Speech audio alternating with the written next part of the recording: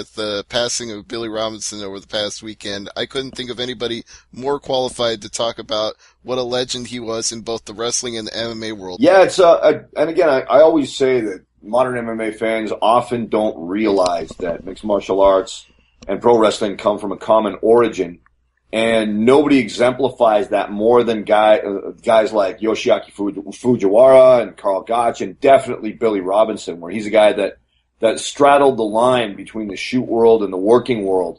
And he was extremely influential in the formation of mixed martial arts as we know it today, because he had such an effect on the Japanese shoot fighting scene that spawned the scene that we've got right now. Absolutely, going all the way back to when he had a legendary catch wrestling match with Antonio Inoki, which I believe was billed as the two greatest Mac technicians of all time in one ring. Well, one of them anyway. No disrespect to Inoki, it's just I know that there are a lot of better shooters out there, and I know Inoki's a tough guy and he deserves to be seen as a legend. But yeah, I mean it was a great way to promote the match, but I could definitely pick a few superior technicians.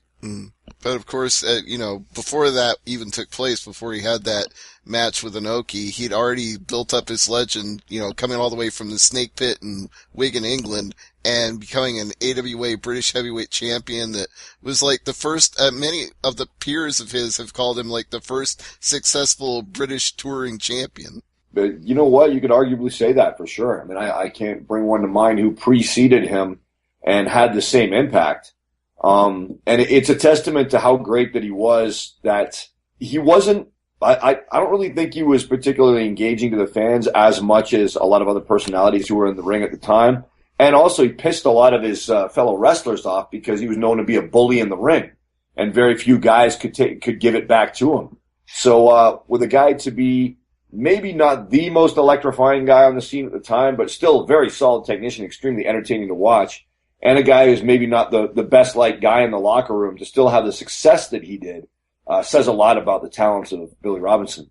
Yeah, that's one of the things actually I'd heard about him listening to other shows and other people talk about him over the last couple of days. Is there was a saying that I think I'll just sum up like this: wrestlers hated him, fighters loved him. Yeah, pretty much. And I think that you often get that with shooters who are part of the working world, I think, because it's funny how it's kind of been dialed down a little bit, where there's not really a lot of animosity between pro wrestlers and MMA fighters the way there used to be. I think because the cat's so out of the bag, and a lot of MMA fighters realize it and they see it as the display that it is, as opposed to wrestlers pretending that they're real fighters. But back in the day, for sure, you've got a guy like Billy Robinson who can legitimately go, and he's putting on these displays and making it look like these people are legitimate adversaries for him, and most of them weren't.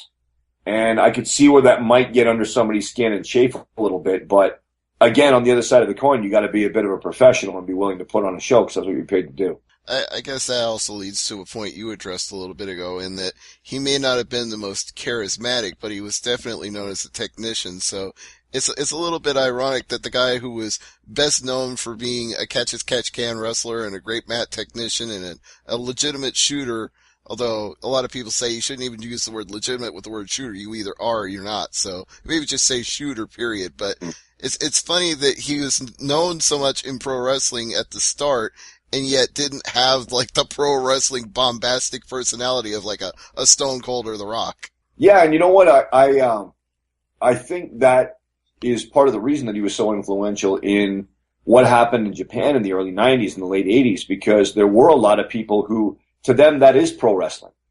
They didn't like the bombastic stuff. They didn't like the bouncing off the ropes and the flying stuff off the top ropes.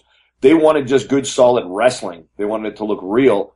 And so a guy like Billy Robinson would have really appealed to them. And I think the fact that he was successful during the time that he was showed that there was a market for that more realistic looking product. Now, I've heard it said that he was the trainer of Kazushi Sakuraba. To my knowledge, they did train together. I don't know to what extent. But I, as far as I know, Sakuraba did train with Billy Robinson, yes. There's still a lot of those guys in the UWFI right when that was getting launched. If they didn't know Billy Robinson or work with him, he was around at that time as well when that got off the ground. Yeah, Luthez and Billy Robinson both had a lot of influence, and I'm sure they passed on a lot of techniques to the. Well, all you got to do is watch early UWFI stuff to see their influence and their fingerprints on that product.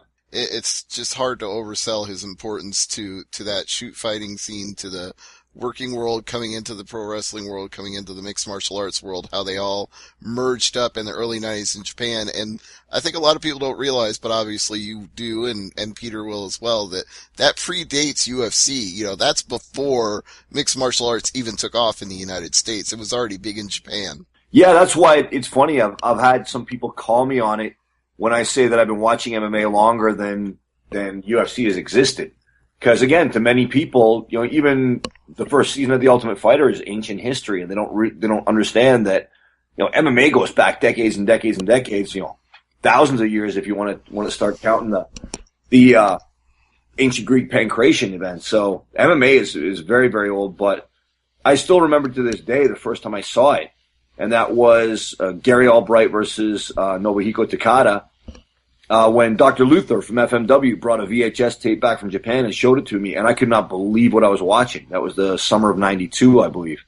And yeah, right from then on, I was entranced. I was transfixed on this stuff, and it really was something special. So, what would you say is the best way we can pay tribute to Billy Robinson going forward, as to the legacy that he has on the sport, and the fact that guys like Josh Barnett, I mean, it's kind of funny when I hear the stories about Josh Barnett already being the UFC heavyweight champion even before he went to train with Billy Robinson, and yet said that, you know, he couldn't train with Billy enough, that there was more than the man knew that he could ever learn. Yeah, I felt the same way during the limited time I got to train with Minoru Suzuki.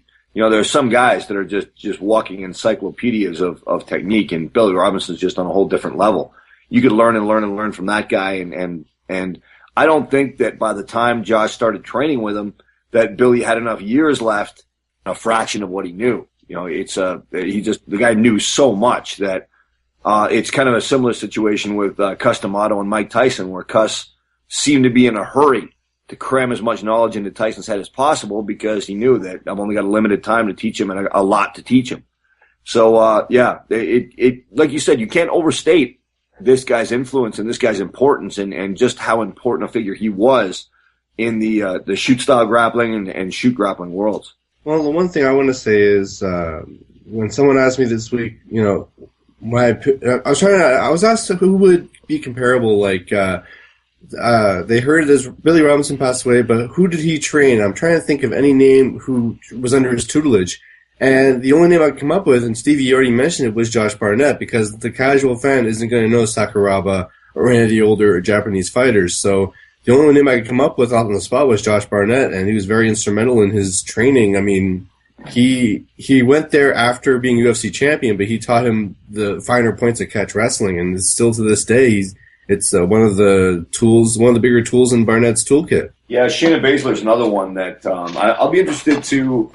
You know, I'm imagining she's going to be getting some opportunities in the UFC. If she doesn't, they're foolish. But I'd like to take a look at her ground game now and see how it's evolved since she's become certified under Billy Robinson, because it's catch wrestling is something that's just starting to get some attention now. I think due largely to Josh's success over the last few years. But before then, it was very neglected. I mean, I've only ever really trained at catch wrestling schools. I started with the Pancras guys, and then I moved on to FKP MMA in Vancouver, which is also a catch school. And they're few and far between, but when you find a good hooker, as they call them, or advanced level catch wrestler, you really do see the difference between catch wrestling and jiu-jitsu, with no disrespect to jiu-jitsu. But catch wrestling is a whole different animal. One of the things I've heard said about catch wrestling, and also about Billy Robinson in particular, is that jiu-jitsu guys, they love to go to their back and they work from their back best, but Billy Robinson hated that idea, and that he never wanted to go to his back, because in his mind, going to your back counts as a pinfall. So his whole submission style evolved from not being on your back.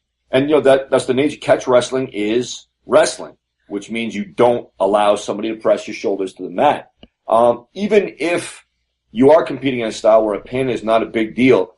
I remember sitting around with Guy Mesger once, and he said, you know, man, life is better on top. That applies to everything, and it definitely applies to fighting. And my first grappling coach, Wayne Erdman, was a judo Olympian for Canada. And he used to tell me, he had a very good guard game, but he told me, I'm not going to go to my back if I can help it. I mean, first of all, I don't want to give up hold down points, but also I just want gravity on my side. So that's one of the things I like about catch wrestling. It's a very aggressive style. It's very damage oriented. Now you can dial that back so you're not crippling all your training partners and opponents, but it's very effective in incapacitating your opponent as just opposed to submitting them. And it has a heavy dominance on getting on top and working from the top position, even though a good catch wrestler can definitely fight off his back. I think that'll be the legacy of Billy Robinson going forward then, is we'll see over the years more and more fighters, men and women, coming into the sport that have trained with generations that trained with him, and that legacy will continue on of people using aggressive style wrestling to gain an advantage as they compete in the ring.